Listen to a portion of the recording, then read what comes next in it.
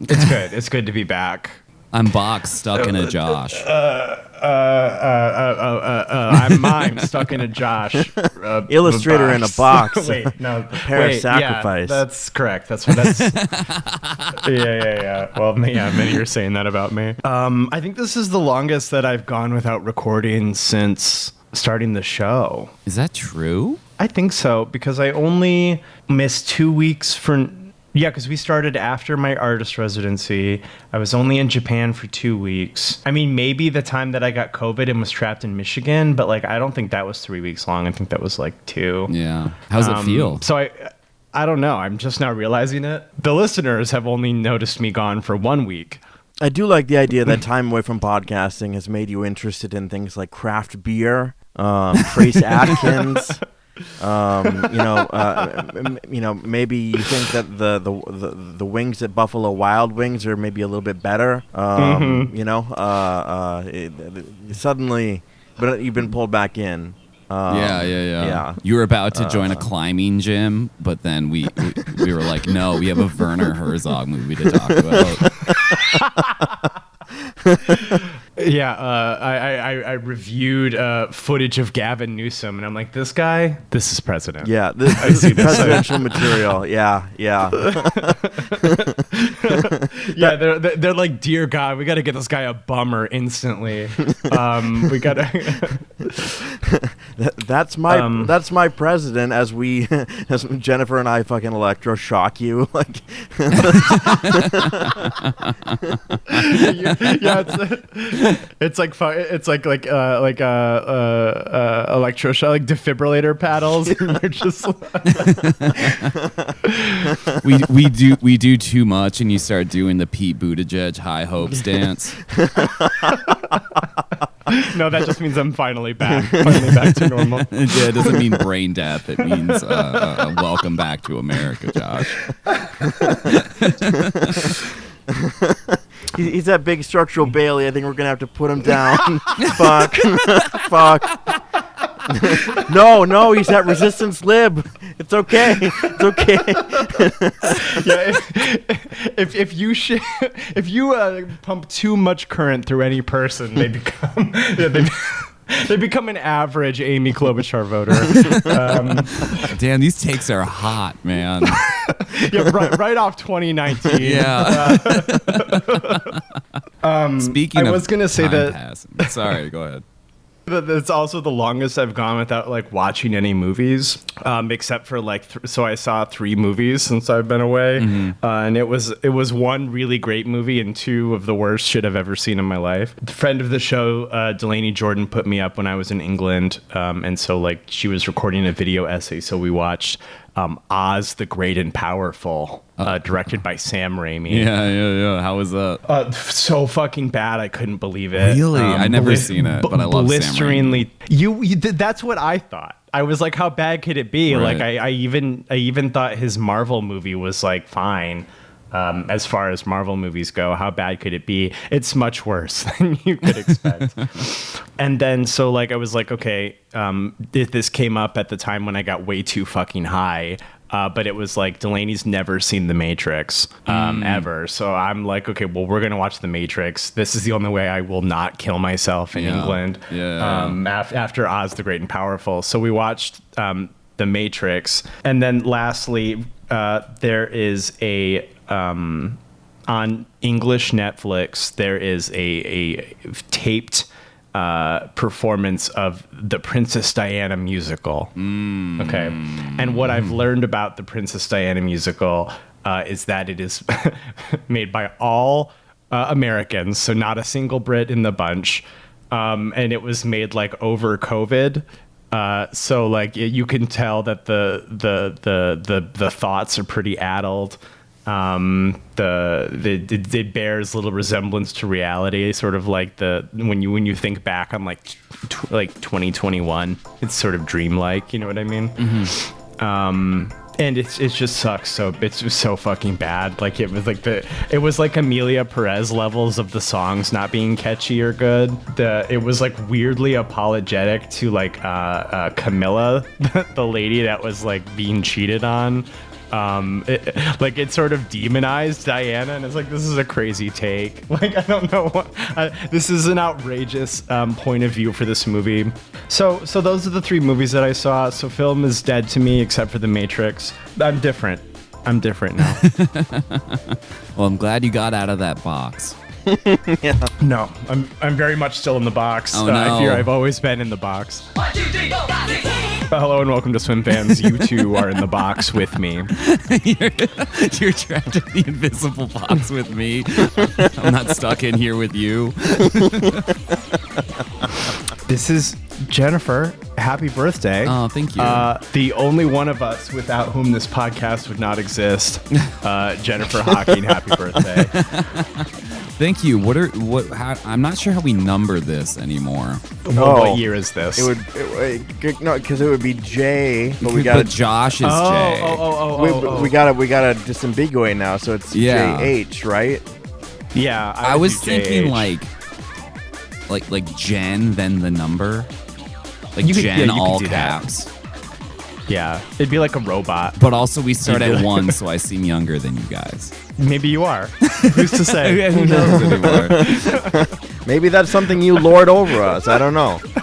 Yeah. Here in the box, everything is different. So why not? We live inside the box now.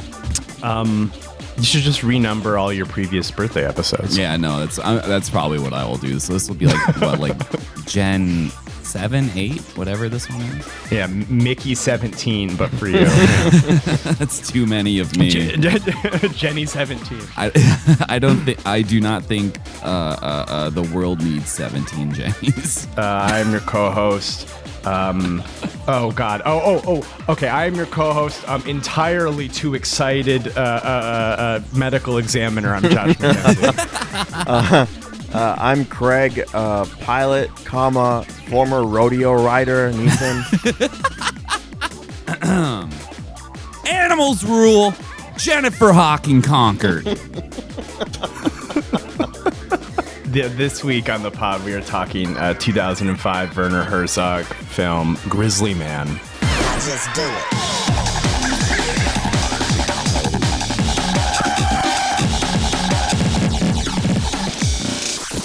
I've never seen this before.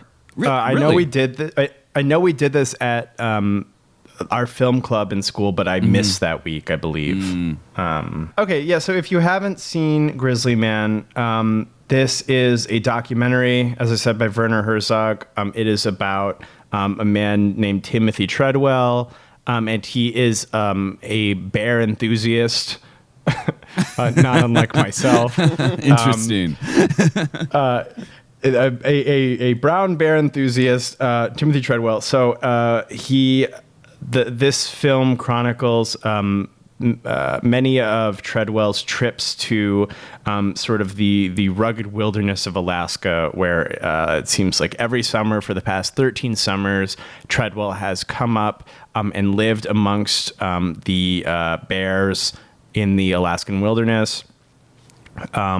So what he has done while he's out there is he has taken a camera with him. And so what Herzog is doing here is sort of pouring through I think he said something like hundreds of hours of footage that Treadwell has taken, like of himself, of the bears, of the wilderness, but like really mostly himself, sort of just out in the middle of nowhere. And, pretty early on, unfortunately, we learned that Timothy and his partner, Amy Huguenard, have been killed by bears out in the wilderness. So these tapes are Treadwell's sort of like legacy, or like what he's left behind. So we see Herzog sort of like try to piece together the portrait of a man through his sort of video diaries and like from interviews of people who knew him. Yeah, and so you're sort of left with this portrait of an unusual man in the wilderness. What do we think about Grizzly Man? So I chose this. Well, I was originally going to pick something else, but it was like a 3-hour DIY movie, and I just watched Castration movie, and I didn't want to watch another extended DIY movie. So I went with GRIZZLY MAN, because it's one of those movies that's just sort of like always kind of in my head, like every, like once a month. Something good will happen at work instead of just going like horrifically wrong, like I suspect it will. In just some synapse in my brain will light up, and I'll immediately think, I am the Lord's humble servant. I am Allah's disciple. I am the floaty things go for girl. And one of the I think the reasons why it sticks in there so much is, one, that I just watched it when I was like a teenager. I just happened, like almost completely randomly watched it on the Discovery Channel at my Gramps' one time. And I didn't know like who Werner Herzog was. Like I didn't know a Geary or anything. Like I knew he had a great voice, and that the movie was like captivating. It really stuck with me just because of how like strange of a character Treadwell is. I didn't get a lot of like Herzog's themes about like man versus nature or whatever. Like this show was just like darkly funny to me and my friends. And obviously like the immediate kind of like pitch for this movie is like, yeah, like a guy with sort of like weird ideas about nature decides he's gonna go be friends with bears, and it's like, well, what happens? Well, a bear ate him. Like it's like so simple and perfect in its like setup or whatever. There's something to that. But like as I grew up and I became more familiar with like Herzog's own filmography, like so much more than just like being fascinated by the bizarre way a person acts when they're completely alone for months. Like a lot more of that kind of like revealed itself. So like, yeah, he's touching bear poop and crying about it, which is like really funny, but like he's also just like a really fascinating person. And like Herzog does such a amazing job of like getting to the bottom of like who he was and what he was doing, and like how these sort of like conflicting ideas about like who he is and like what his place in nature was, that it like really kind of like becomes revealing in a way that like a lot of documentaries, especially like nowadays, feel like really kind of like apprehensive about like casting a negative light on the subject of a movie. And like, I don't know, Herzog's there to get to the bottom of like what made this guy tick. And then also like examining like the kind of colorful cast of characters that like surrounded him too. You learn just so much about who he is. Like it's awesome. And Herzog's just like, I don't know, in this subject he has like so much room to go into his like artistic preoccupations, and he imbues so much of his worldview and like lets it clash with Treadwell's. They kind of like overlap in like really interesting ways. And like you can kind of tell like Herzog's sort of seeing himself in Treadwell at in certain moments. I'm sure all that we're going to talk about, but like for me, this is like a full-blown masterpiece. Yeah, this is fantastic. I also saw this when I was very young, so it almost certainly was the first Herzog film that I saw. Yeah, I mean, Herzog does a really fascinating and effective job here. He is in like a lot of all of his documentaries, frankly, we're seeing like a fascination with the subject through Herzog's eyes, which is always like a delight. I mean, he's German. He's like a hardcore materialist. He thinks that after the death of the body, there's nothing. That nature is overwhelming in collective murder. And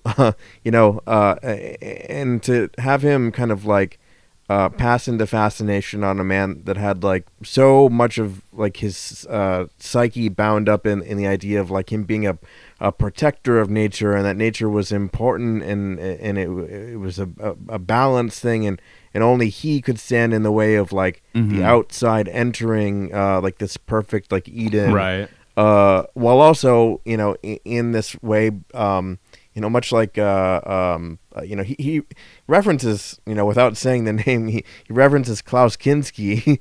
I also worked with an insane person once. It's like, like it's this fatalism, right? Like he's seeing like Timothy's death drive just in action. How he like absolutely just wants to be destroyed by the bears. And like, yeah, I mean, it's the man himself, Treadwell, is fascinating in his own right, but then to be framed, I can't think of a better person to take all of this material and kind of frame it and capture these bizarre talking head moments. Every interview moment is fucking weird.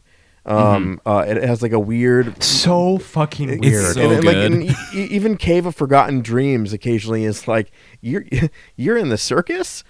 It's like, what are we? I thought we were talking about the caves here. Like it's it's a Herzog can't help but like focus on the bizarre, still like uncomfortable situation of framing through interview as well. And yeah, I mean it's a portrait of a man that I think is like deeply wounded, and trying to like pull together something like an identity, but getting like completely, how do I say this, like getting like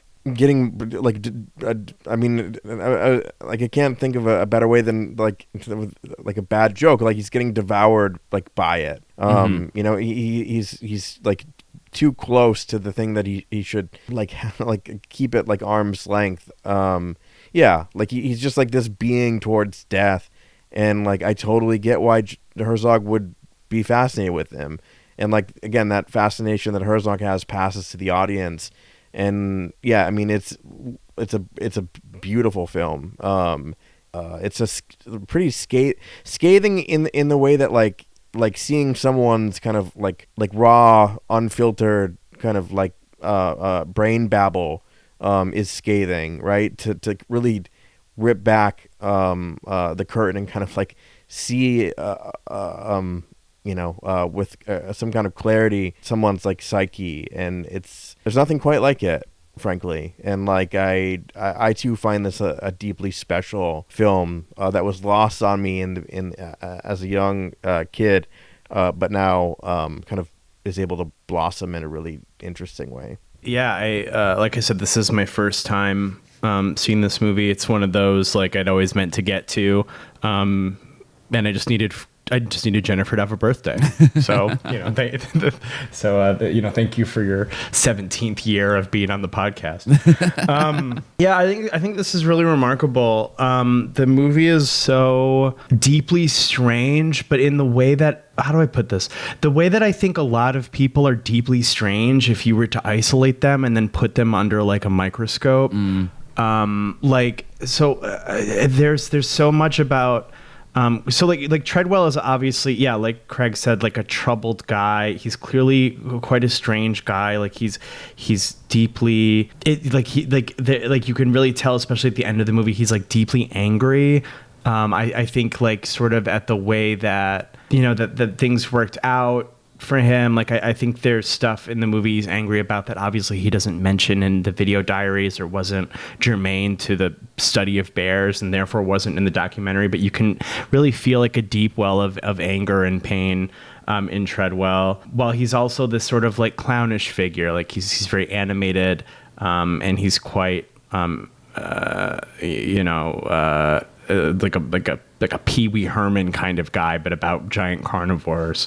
So like he's already like just there, like containing multitudes, and so much of this movie is like the high strangeness of just being alone for weeks and weeks and weeks with only a camera that you like the movie to me really began to open up when like it's clear that he keeps saying he's quote unquote studying the bears and like quote unquote like protecting the bears. Yeah. And it's like he's clearly doing neither of those things. He's going like insane in the woods, which is fine. Like it's like I'm not gonna like do like a value judgment on that, I guess.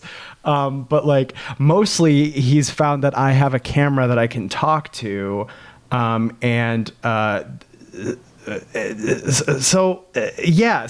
like there's this high strangeness there where like, because we're getting like this extremely unfiltered look into this life that's sort of uncurated. Like if you were to look at somebody like myself who struggled so much to like keep a diary or to like sort of document the day to day as much as I would like to, I feel the desire to curate it, or I like bore myself or whatever. I think it would be hard to make a Josh Mackenzie Grizzly Man because there's just not that much archival records of my thoughts.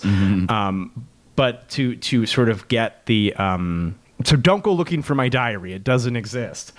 He said, you'll never find my diary.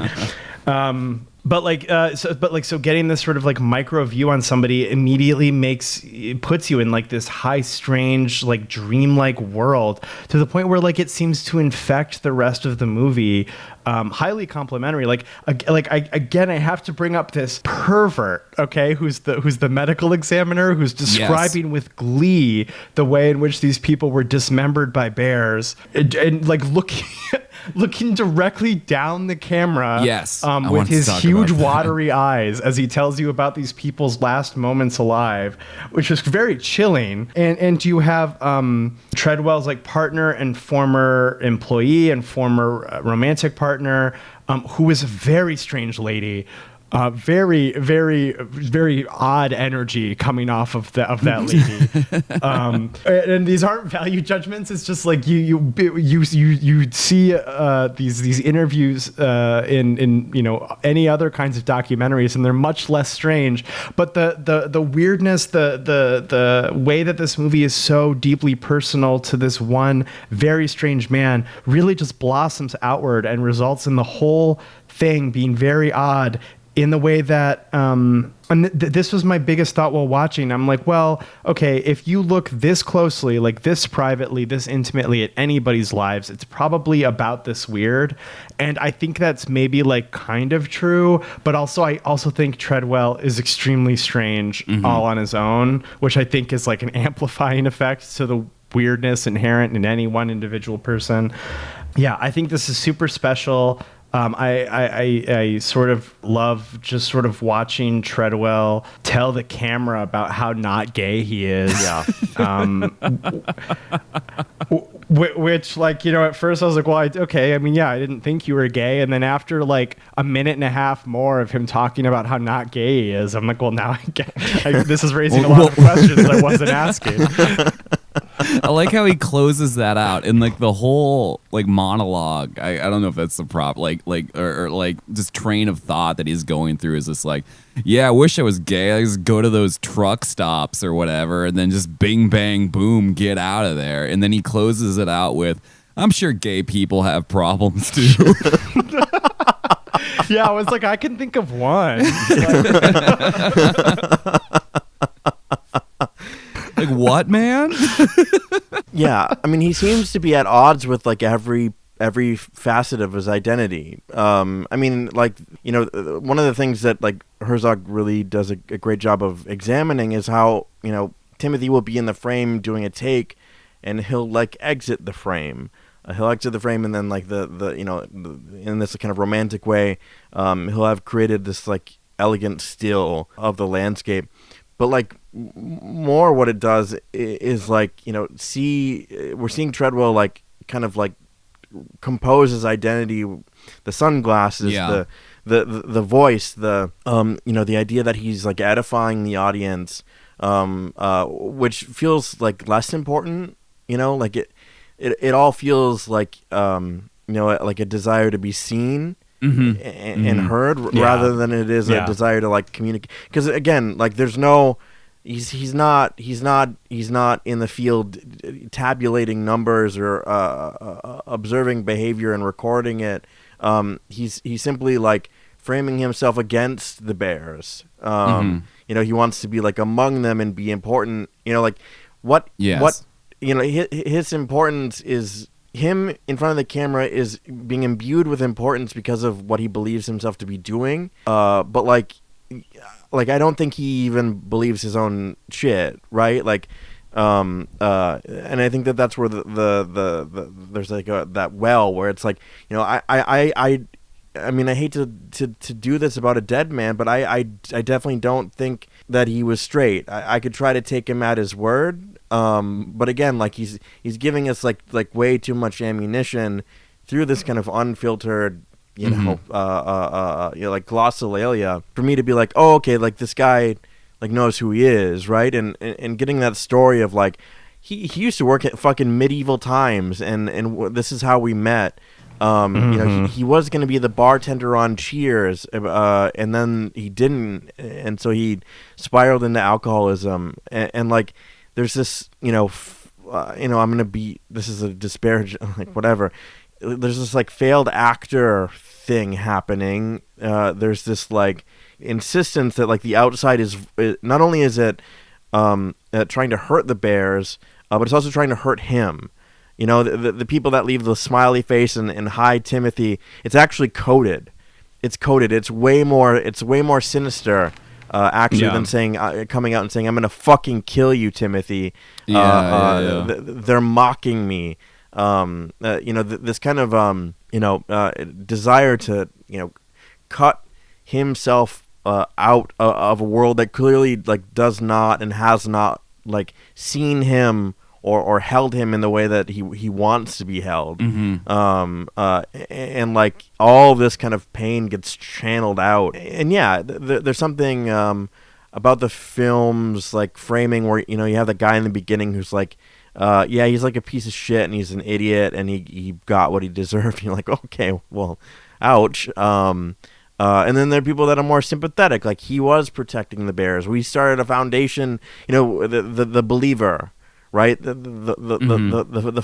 you know, this disciple that he's left behind, who now has to like shepherd, you know, the forbidden death tape. And of course Herzog can't help but like, you know, like enter into his own documentaries and be like, you should destroy this. No one should ever hear this. You shouldn't listen to it. You should destroy it. Otherwise, it'll be the elephant in the room for the rest of your life.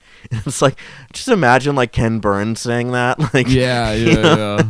But like, you know, this observation through Herzog that we're seeing of a man that's just like not okay with anything about himself.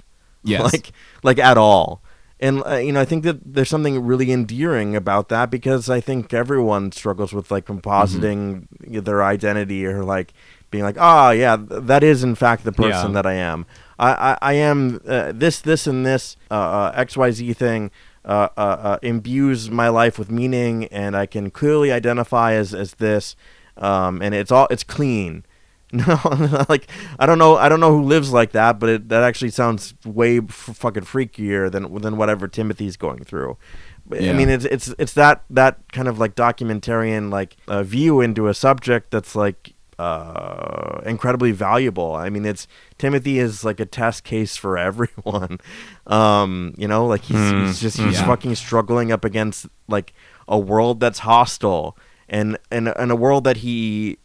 In a fantasy world that like he whose ideas about like conflict with the reality, which, you know, is the you know, the adult bears eating or killing the cubs, or, you know, the cycle of like life and death. Like, you know, it's amazing and it's the most perfect thing in the world, except when it's like functioning. You know, except when like when the food chain is you know, when the apex predator is killing the little thing, or the fox dies and its body decays and then it enters into the soil and the insects and so on. Like he can't fucking like countenance like the actual like lived experience of like life and death in fucking Alaska. So it's like these worlds don't, his internal world, this like fantasy that he's constructed doesn't want to hold him, and neither does like the world that he's like in flight from, you know. And it's like fucking sad, man. It's so fucking sad. Yeah, that was definitely the thing that like stuck out to me like the most watching it this time, is just like how clearly insecure he is about himself. And then like I also feel like the documentary went to like kind of like cool, or not cool, but like effective ways of illustrating it. Like they're just talking to a guy who used to watch him surf or whatever, and he was just like, yeah, he was balding, but you could never tell because his hair was always perfect. Like I don't know how anyone does that, especially all the shots of him like filming himself in different bandanas, so the continuity of a theoretical film that never got made about him would be able to like come together or something. So he just like OCD style runs through every shot with in different accessories.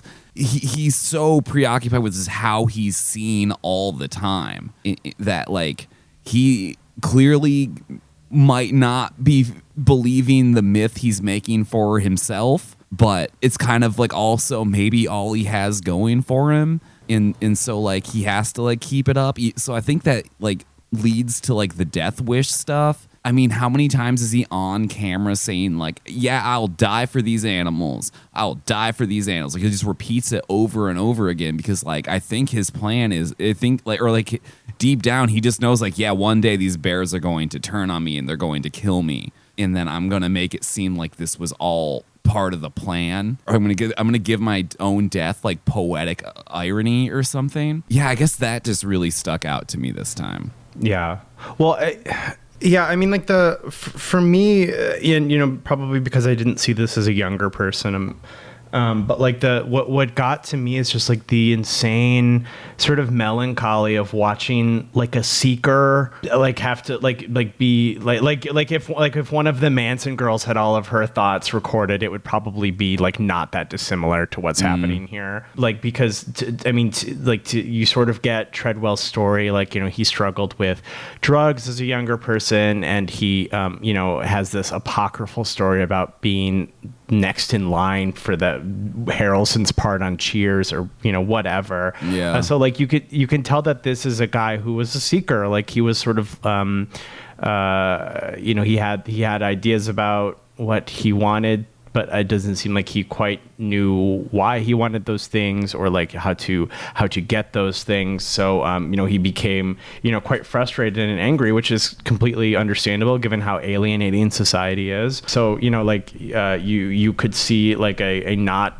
that like far away world where, like, you know, he joined a cult or something. Yeah. Like this, Yeah, like, yeah. like this sort of individual, like especially I think seekers are prone to this sort of thing. And, you know, many times that leads people to have quite interesting lives. Like I think a lot of our most interesting artists are probably seekers. But sort of like you both are saying, like you're watching Treadwell, it almost like it's his job, act in contradiction to whatever he's saying, like at any given time. Yeah. There's not one thing I would say that he's consistent about, because as chipper and jovial and like magnetic as he can be, he has this sort of well of anger and this deep patheticness to him.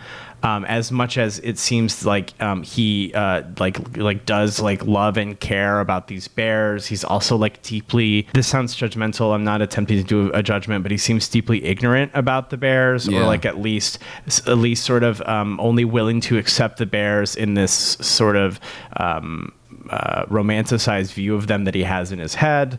So like, he's, you know, quite passionate about, you know, the outdoors and nature, which is, you know, very valuable, but also he's like blisteringly angry with like the Park Service, which have got to be like the least evil branch of the government for that there real. is. And so you just get this like, you know, insane contradiction to every part of himself. And I think that's sort of what I mean when I say, like, if you look close enough at anybody, you will find these insane contradictions, because to be human is to hold opposing viewpoints simultaneously about any number of things.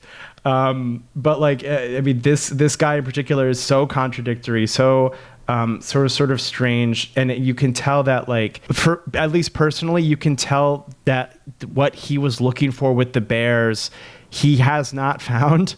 But he is telling himself that he has found it here, and it feels extremely important that he believes this, because this it feels like he feels fragile in that way. Like he couldn't go through another situation where he perceives to not find his place. And so like it results in this again, like completely unable to take bears at their nature, at their fullness, right? Like, you know, they are beautiful, they're quite cute. And at the same time, like, you shouldn't pet them on the head. You like that indigenous man who's like, yeah, this is actually terrible for bears. They become desensitized to human presence. You know, the way that indigenous people live for thousands of years is to avoid the bears, and the bears avoid you.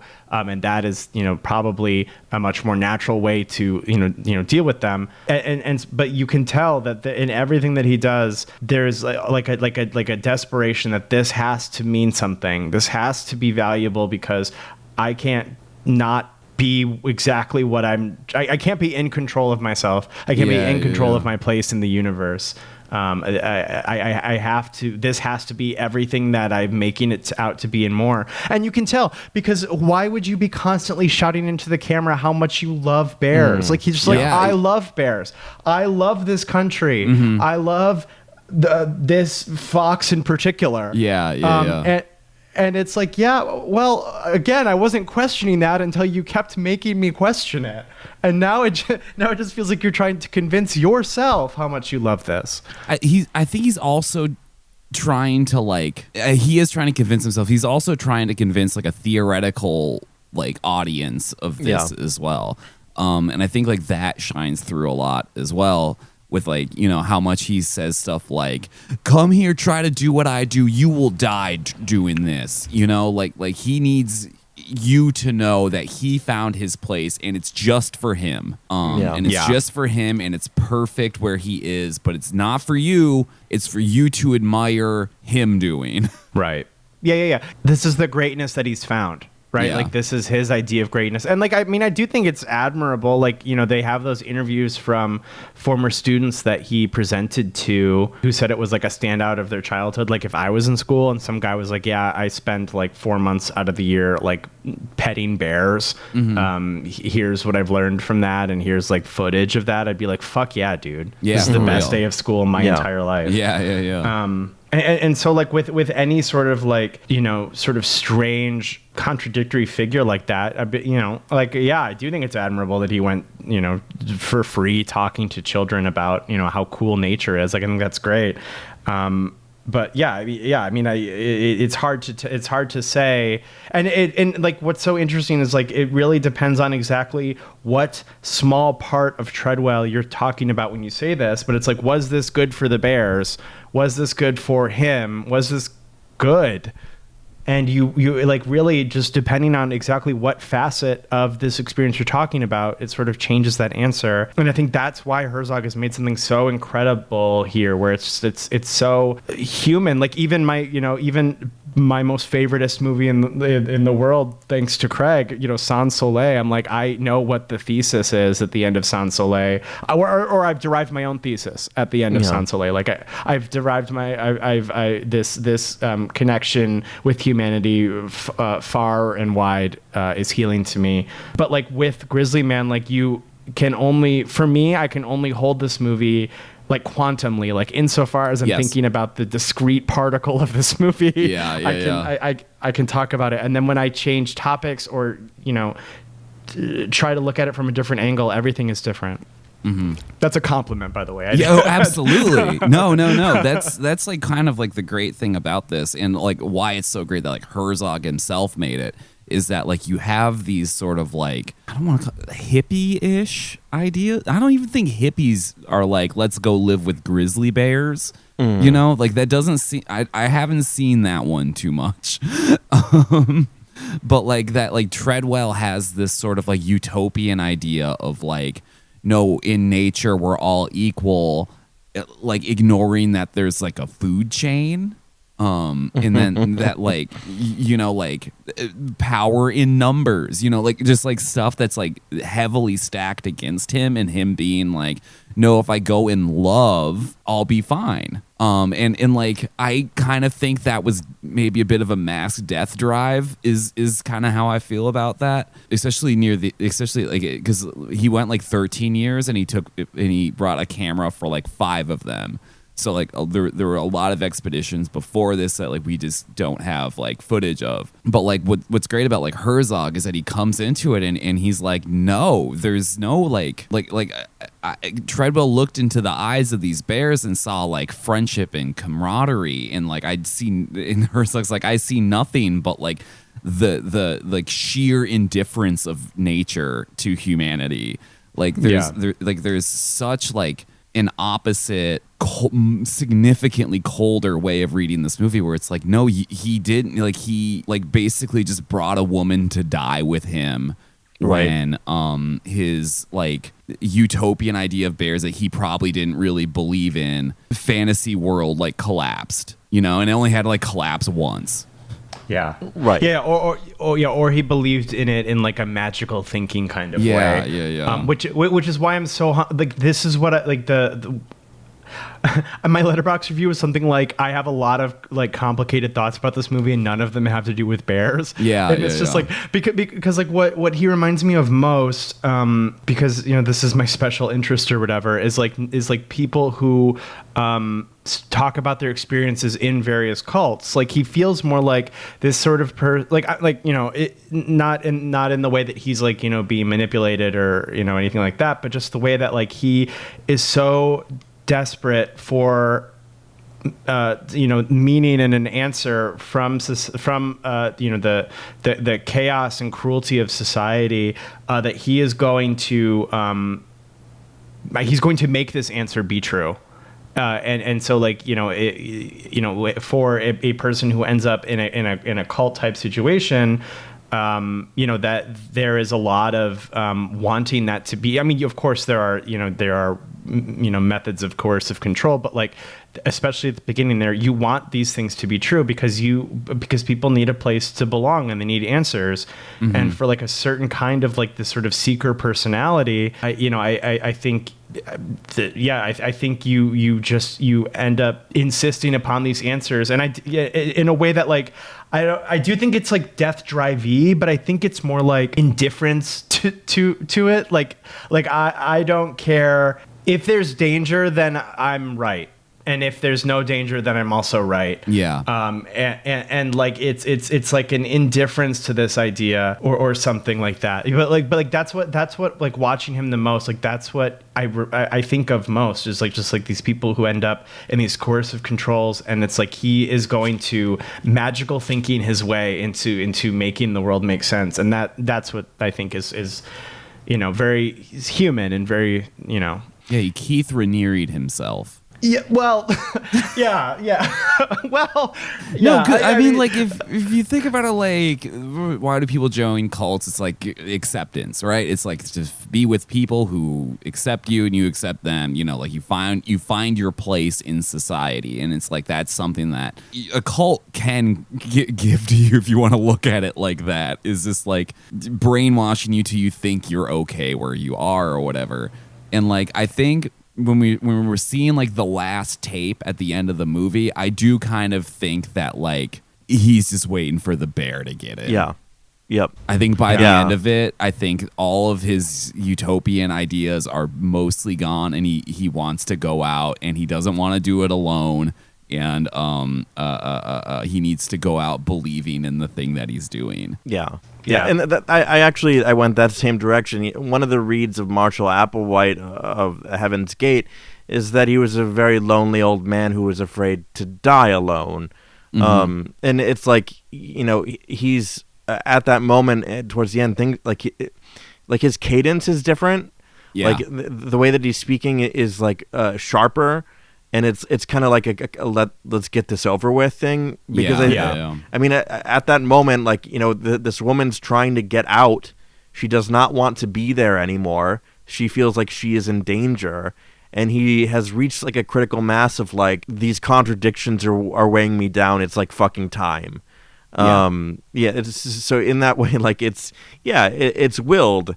And one of the things about like the Heaven's Gate in particular, if you look at the tapes that they made, those are the happiest motherfuckers on the planet. Yes. Like they are so happy. Those tapes aren't dark really at all. It's dark with the knowledge of what's going to happen to them, but they've found balance and meaning, and again, like Jennifer was saying, camaraderie, and they found it. Timothy is scraping and scraping and scraping and trying and trying and trying, and increasingly not finding it.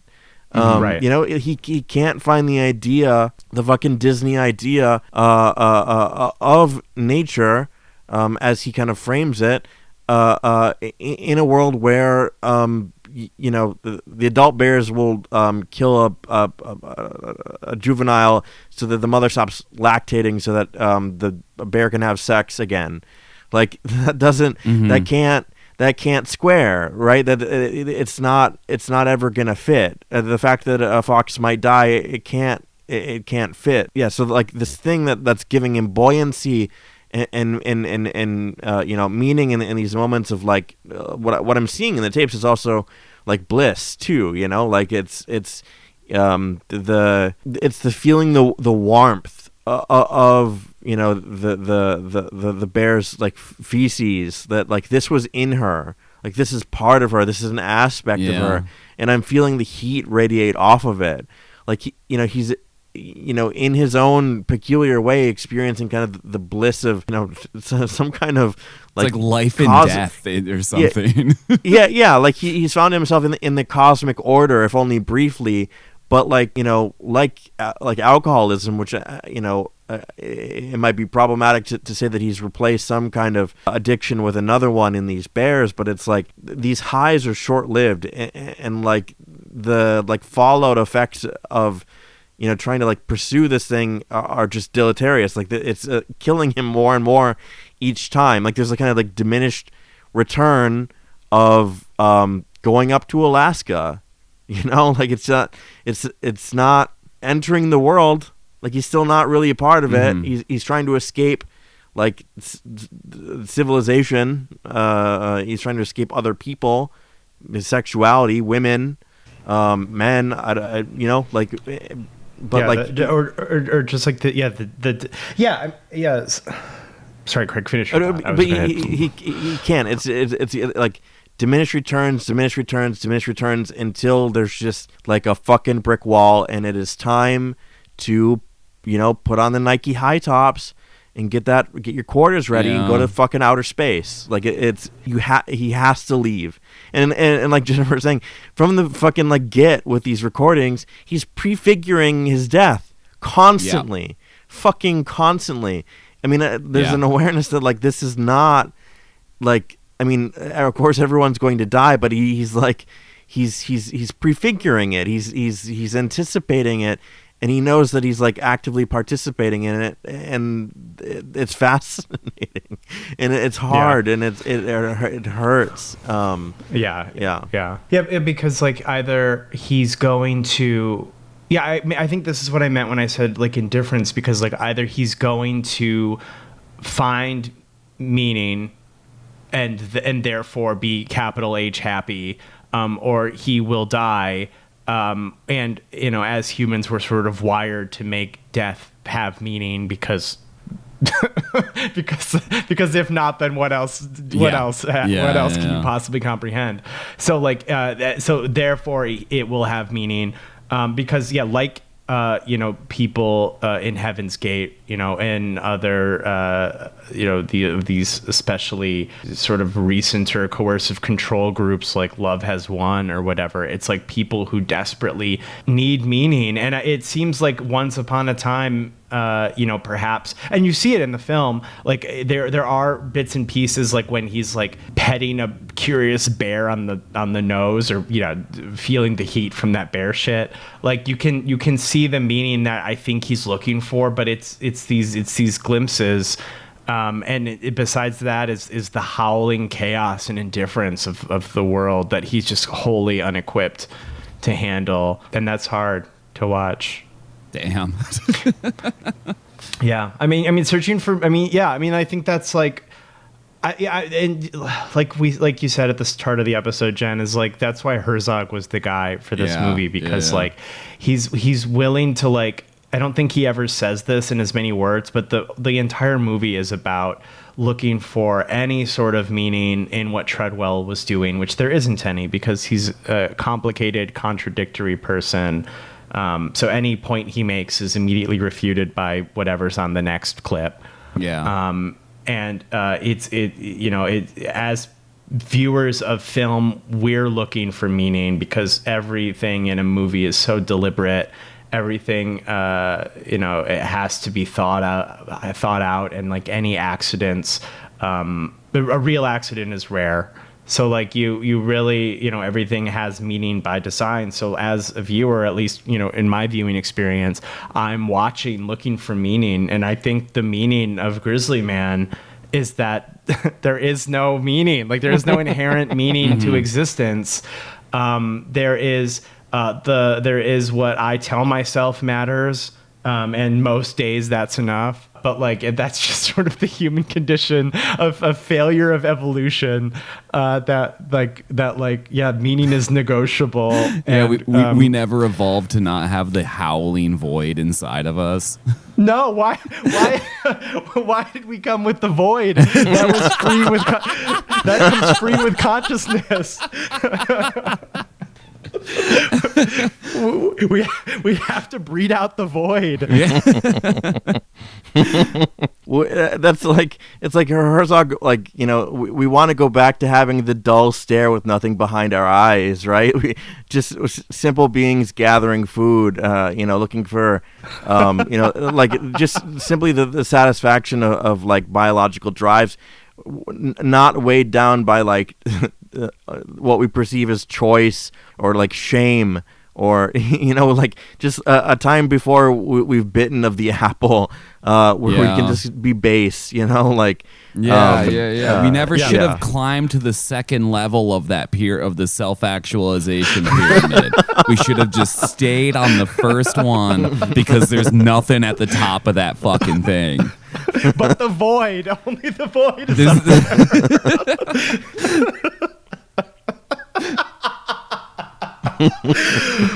oh, these tears of three clowns. Yeah, I mean, I don't want to talk to, because she's so not in the movie, and like I think it's haunting how much Amy isn't in the movie, and Herzog obviously tells you how much she's not in the movie. It's horrifying.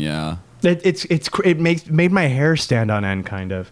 Yeah, so like it's hard to like say. There's a point in the movie where Herzog says that her family wasn't interested in talking to Herzog, so there's really no footage from anybody who knew her outside of again that very strange lady, and you don't have any like records from her. You like barely see her face in like barely one piece of footage. So like, yeah, I mean, it's they sort of tell you like apocryphally. Well, I guess she did have a diary, so we know that she was afraid of the bears and wasn't comfortable. So yeah, I mean, we know that much. Like she must have loved him. She must have cared for him deeply to still be out there. So true. Yeah. I mean, and because there's so much vacancy there, I mean, even Herzog is like not super primed to like to weigh in, but like I feel that gap. Like I feel like she's a victim of some sort. Absolutely. I like, Herzog isn't going that far, but like to me, just the kind of configuration of like it's all well and good if Timothy wants to do this, solo, but that idea that there's like this person that doesn't want to go down like that is upsetting. and might Yeah. be something like Criminal. Yeah. there's something yeah. really weird about like there's that shot of him coming out of the airplane, and it's not Amy, but it's some like a kind of older woman who's like helping him like move his stuff off of the airplane. And then Treadwell goes, "No, stop doing that. It needs to look like I'm doing this all by myself. like I need to maintain the illusion that I'm like this solo, like this one man operation to save the bears." Yeah, and Yeah. even her having lost her life, she remains that unseen figure. Yeah, even though yeah. she was there for all of it until the end. So like he got his wish as like a filmmaker.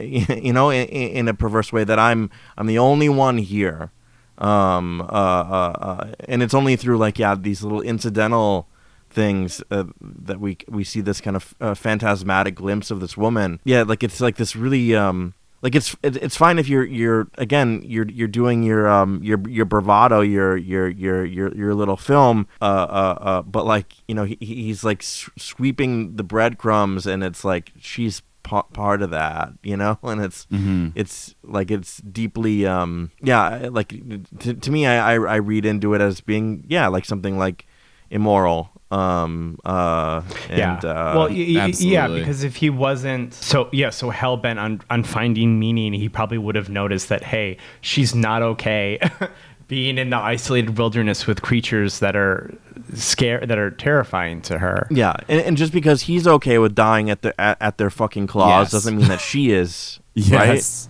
Right. Like he can consent to that shit all he wants, and like frankly, if I'm going to extend my belief that a human being has a right to like self like euthanasia, the bodily autonomy in that way, then it's like fine. Yeah, if Timothy wants to get fucking eaten by a bear, he can get eaten by a bear. Leave her the fuck out of it. Like, and that's the thing is like like again, I'm projecting, I'm like filling in cracks where I don't have information, but it's like I don't feel like the evidence presented really tells us that she was aware of the depths of his like wanton irresponsibility around massive mammals who can kill you with a swipe. Yeah, it's one of those things that like is like really kind of like haunting about this movie, is that like you'll never kind of you'll never fully know like how like conscious versus like subconscious it is that he like wants to die. Yeah. Like it doesn't seem like something he like may have ever like said out loud, just something that he sort of just like kept acting in like less smart ways, because like he like the year he died, he was out there like way later than he normally is, and so he like kind of like intentionally went into this like more dangerous situation than probably he was prepared for. But like how much of like going into that was him being like, okay, time to die, versus like just a part of his brain knowing that the void isn't filling. Maybe if I go over by these bears that are starving, maybe like just you know what I'm talking about. Right. Yeah. I mean, you can apply some kind of rubric where if he had conscious, like if we were going to bring this into a court of law, intent is like super important, right? Like if a person is like, I am going to go kill my wife, and then they get a gun and they drive a couple miles to go kill their wife, and then they do it, that's like first degree murder. If it's like you absolutely did not plan to kill your wife, but you just suddenly lashed out, that's like a different type of murder. There's a kind of hierarchy of like culpability based on the kind of scenario, and like that might be fine for the legal system. I don't know how much I want to buy that. I mean, it seems like a faulty type of measuring tool, but like intent or not, she's dead just the same, right? Yes. So I mean, it speaks to a fundamental like flaw I'm gonna say flaw Mm-hmm. in his like reasoning. Like regardless, and I think it's Which he highly was made likely of. that he, yeah, right. Like I don't know, like he like someone this deep. I don't know. I mean, like I'm aware of like death drive as a concept, as a like I know that like Freud reacting against the idea that beings are necessarily driven towards self-preservation and then like formulating the idea of the death drive. I know it, but like I don't even know if on a day-to-day basis if I'm engaging in it, right? Like you could say that a smoker, right? That's often like pointed to as like it's a small death like every single day. It's a kind of like irrational self-destruction, kind of bit by bit. But like. Yeah, like I don't know. Maybe he didn't. I don't think he did. I don't think he was like aware enough to realize that like he wanted. I don't know. But I don't know. I'll never know. You'll never know. We'll never know. Never know. You'll never know. That's the thing that's the thing that haunts this movie. And even if you could know, there probably is nothing to know. Right. Yeah. Right. Yeah. Yeah, you. That was cheery. Yeah. Yeah. Happy birthday, me. Yeah, here you go, Jennifer. We've gotten you the void. How did you know? Every year you beg for the void, and every year we get you the void. and the next year you again hunger for the void. We've got void at home. What is this consumerism?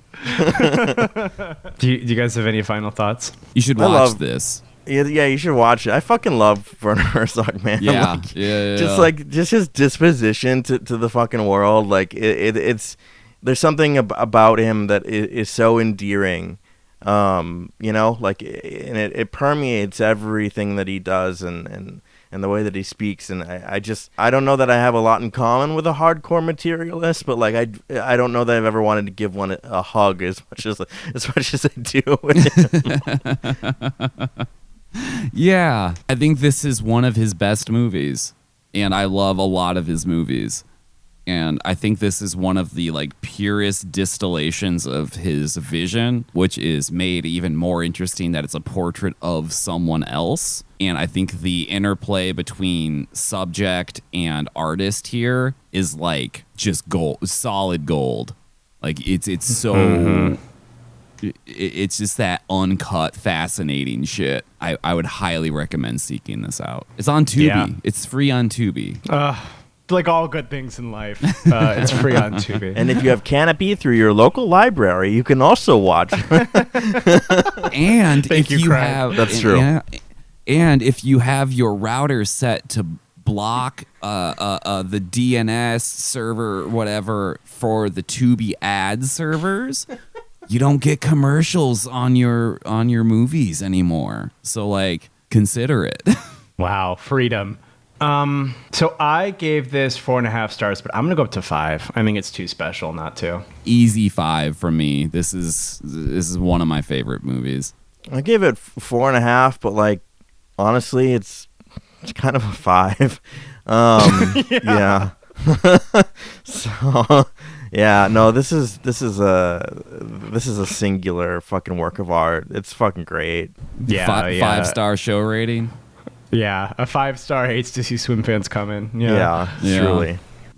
We have a question from Naji Kirima. Do you three have any recommendations for genuinely, insanely mean-spirited / nihilistic comedy movies? This is a comment on the Death to Smoochie episode, so it is relevant to that episode.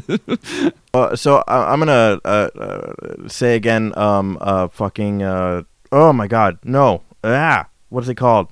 Shit. Freddy Got Fingered.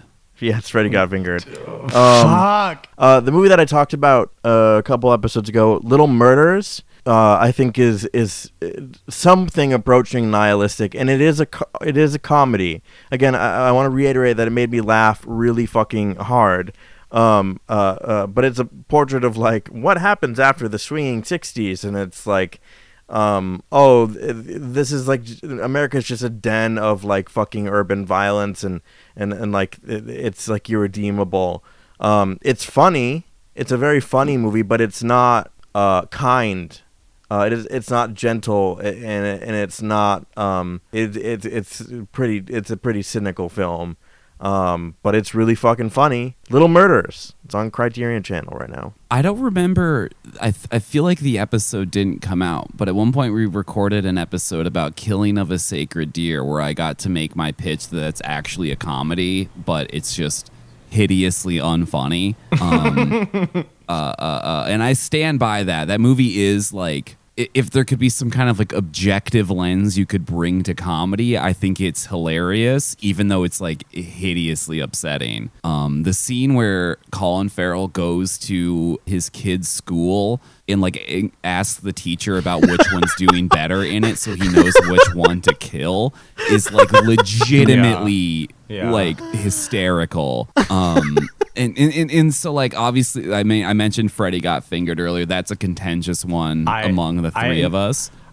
But I would say it is blisteringly bleak. Yeah. So to that list, I would probably add Jackass 2 because that's the one where they're having the least amount of fun making Jackass. That's the one that's like closest to actual torture. And then personally, I love the British comedy show Snuffbox, and that is pretty fucking nihilistic. It's very short. I think it's only 6 episodes long, and it's one of Matt Berry's early works. So, and Crank, maybe Crank 2, but we'll talk about that in more detail later in the summer.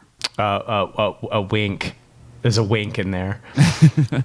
Hi, this is Jen from the future. I can't believe I forgot to mention Chris Morris's 2000 sketch show Jam. It is one of the wildest comedy series I've ever seen. Again, British sketch comedy, if that is your thing. And that is a highlight of the genre. And then like also goes into experimental film stuff. So it's just popping in. Can't believe I forgot to mention it. All right. I love you. I saw a movie called The Greasy Strangler. I think that's probably up there.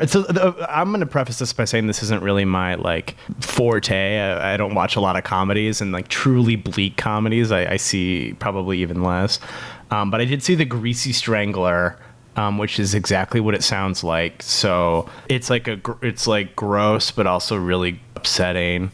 But ostensibly, it's a comedy movie. Death of Stalin comes to mind. Oh yeah. I don't know, if you want to look into the void, it's Freddy Got Fingered for me. Like that's the void to me. I guess those would be my suggestions.